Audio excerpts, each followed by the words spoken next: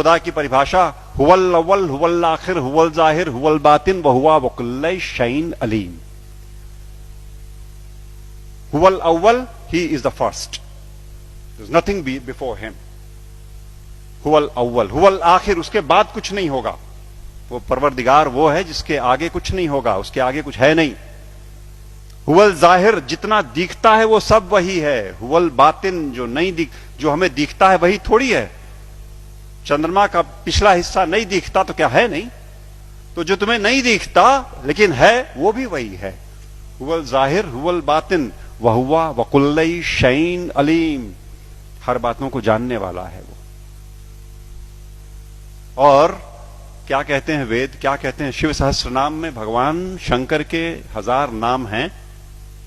अनाद्यंतः व्यक्ता व्यक्तः बहुश्रुतः।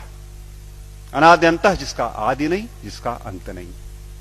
अनाद्यंतः व्यक्ता व्यक्तः, जो व्यक्त है वो सारा वही, जो अव्यक्त है वो वही। बहुश्रुतः, सर्वज्ञ, सब कुछ जानने वाला, कॉन्शियसनेस का सोर्स है ना वो, इसलिए सब कुछ जानने वाला वही परमात्मा, वही परवरदिगार।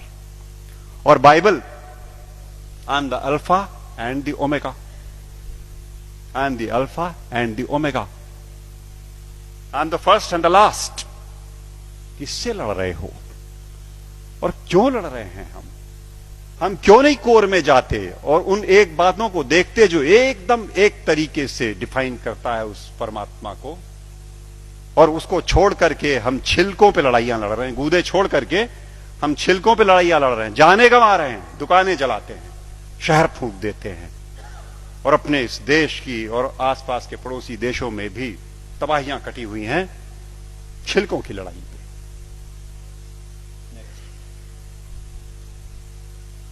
सूफी फकीर कहता है अन अल हक, ट्रांसलेटेड इट मीन्स अहम ब्रह्मास्मि, आई एम द सेम। अन अल हक, ये सूफी फकीर बोलते हैं। लेकिन हम हैं कि लड़ने से बाज नहीं आने वाले। हम हैं वो इसे नहीं सुनेंगे, न मानने को तैयार होंगे। वो वही बात होली बाइबल जब कहती है कि I am the way the truth and the life, no one cometh unto the father but by me. But by me means through the soul, जो हमारे अंदर वो ज्योति का पुंज है, उसी के थ्रू रास्ता अंदर जाएगा।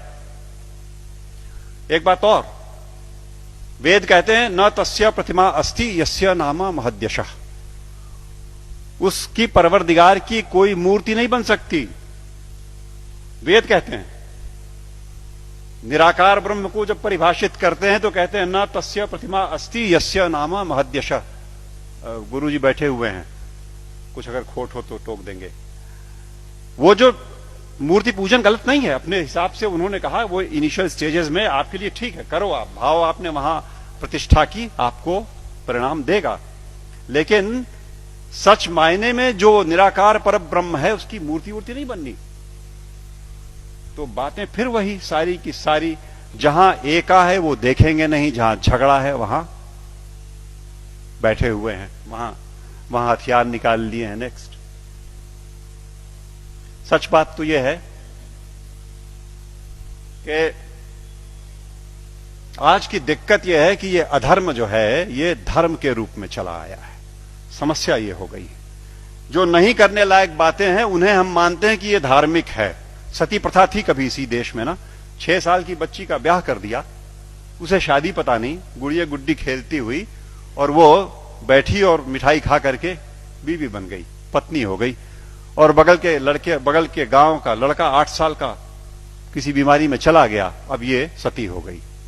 अब इसे चढ़ा दो किसी ढेर सारे लकड़ी के ढेर पे और लाठियों से पीट के और ढोल ढपाटे मचाते हुए सती कर दो। पागलपन। It was never a prescription of any of the religions that we have. लेकिन वो एक बार धर्म मान लिया लोगों ने तो अपनी बेटियों को जला दिया। दिक्कत तब है जब देश में अधर्म धर्म का लबादा ओढ़ के आता है, लड़ाई लंबी हो जाती है। हम उसे धर्म मानते हैं जो अधर्म है। अभी चल रहा है, मैंने कैंपेन किया जबलपुर में, एंटी क्रैकर कैंपेन। दिवाली पे मर्यादा पुरुषोत्तम भगवान राम के आगमन के नाम पे ये देश, विश्वनाथ जी, 6000 करोड़ रुपए का बारूद अपने आसमान में भरता है। 6,000 करोड़ का बारूद उस देश में जहां दिवाली के दिन करोड़ों के हाथ में एक बताशा नहीं और एक दिया नहीं। अधर्म। जुआ खेलते हैं, शराब पीते हैं, दिवाली में लक्ष्मी जी प्रसन्न हो जाएंगी जुआ खेलने से। What a madness is that. लेकिन चल रहा है। अधर्म जब धर्म का लबादा ओढ़ के घुसेगा समाज में तो नहीं निकलेगा आसानी से, और अगर वो निकलेगा आपके प्रयास से। आप जगे हुए लोग हैं, आपके प्रयास से जाएगा। राह चलतों के प्रयास में से वो बात नहीं आनी, वो समझ ही नहीं सकते। या आप सुन तो रहे हो, आप शायद समझ भी जरूर रहे होगे। इस देश का एक बड़ा हिस्सा इन बातों को न सुन पाएगा न समझेगा। धैर्य नहीं उसके पास, समझ भी नहीं उसके पास। और आवश्यकता इस बात की है कि अधर्म जब धर्म का लबादा ओढ़ के आए तो पहचान के इग्नोर कर दो। लड़ाई नहीं लड़नी, आवश्यकता नहीं उससे लड़ाई की। It only needs to be ignored and probably that will do the trick next.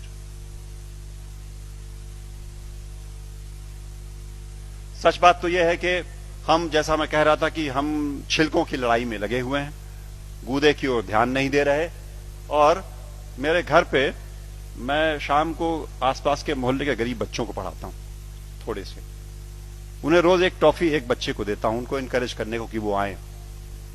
और वो अब जाके थमा है, कुछ दिनों पहले, वरना रोज का झगड़ा था। एक टॉफी लाल रैपर में, हरे रैपर में, पर्पल रैपर में। वो मुझे लाल चाहिए सर, मुझे हरी वाली चाहिए। लड़ने पे आमादा आपस में। और जिसे हरी मिल गई वो उछलता है, अंदर बिल्कुल एक चीज, लेकिन वो रैपरों की लड़ाई में परेशान। हमारा सारा देश आज इस धार्मिक रैपर की लड़ाई में गुथा हुआ।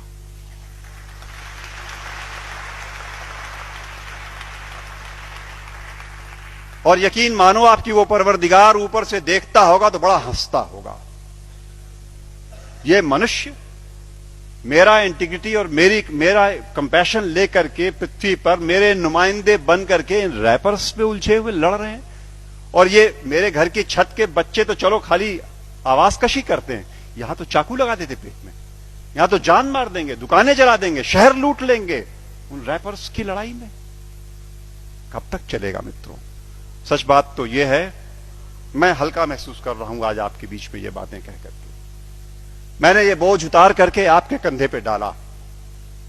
आज मैं अकेला था ये बात बोलने को। आज के बाद आप सबके ऊपर ये जिम्मेदारी है कि आप एक बार रुको, ठहरो, सोचो, जागरूक हो और जागरूक करो औरों को, वरना ये देश की तबाही ऐसे ही चलती रहेगी।